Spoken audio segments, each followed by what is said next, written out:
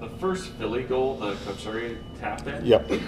Vlasic had talked to me a couple weeks ago about how sometimes he has to leave the net front guy if there's a wide open defenseman skating down. But you're saying today that in that situation he needs to stay on the net front guy. How do you read it? Yeah, we had Nick kind of like in that home plate safety valve, right, the weak side forward, and I don't think he saw the D starting to come down, so that seam got through him. But it's kind of like a penalty kill situation. When teams seam through, you can't go running over there because the goalie can make the one good push, but they can't make that push and then stop and make a push back to the back door. So you got to just stay home for a second and let Nick, who's in the middle, push sideways. And you can turn and try and get it out, but you always got to take the backside away. So he just unfortunately just not panicked. He just wanted to go and do a good job and go and block the shot, but the guy made a good play. And instead of him being just a little off center, so Peter, if we watched the replay from behind, you can see Peter makes a push and he's square to the shot, but the guy just sat in the back door, and that's an easy goal. It's too easy of a goal to give up. Teuvo Teravainen is one of those guys. He can play almost any role. They're really good defensively, on a top line. What's the role you want him most at? Where would he be most valuable to? Well, right now, figuring out the lines, that's what we do. We use him on all over, and we really respect his hockey sense. He can play in any situation. So I thought today in practice, he was zipping that puck around, and Bert was around the net the whole practice scoring goals, and that's something that we're looking for. And Dono's a shooter, so we got two shooters, a greasy guy at the net with a guy that can really make plays. So hopefully that can turn into something. But for me, I think I think him back on the top power play unit, he's going to really make a good impact there.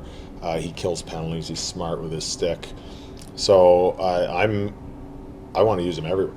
Really. I think he's out there on probably 6-on-5, 5-on-6. He's pretty much a guy that I can put in every situation just because of his hockey sense. So where I like him the most is probably contributing a little bit more offensively right now, which we all need to, but I think he can help drive that he's a smart player. He can do that without giving up something to get something, and I think that's really valuable for me. Can a player like that almost become a victim of his own versatility? I don't know. I think it should just get him more ice time. So it's up to me to make sure if he's really going that game to get him in all the situations. If someone else is maybe a little bit not going, he's a guy that you can pop anywhere. He's so smart. He can play with anybody and do anything, like you said, in both sides of the puck. So no, I don't think it's going to hurt him. I don't think he gets lost. I don't think you forget about him.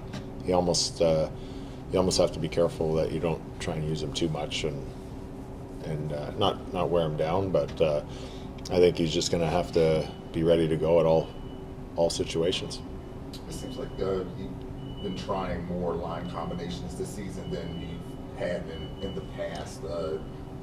Is there some analytics behind it, or what's behind it? No, I think just trying to find a little bit more consistent offense, and we just haven't found it yet.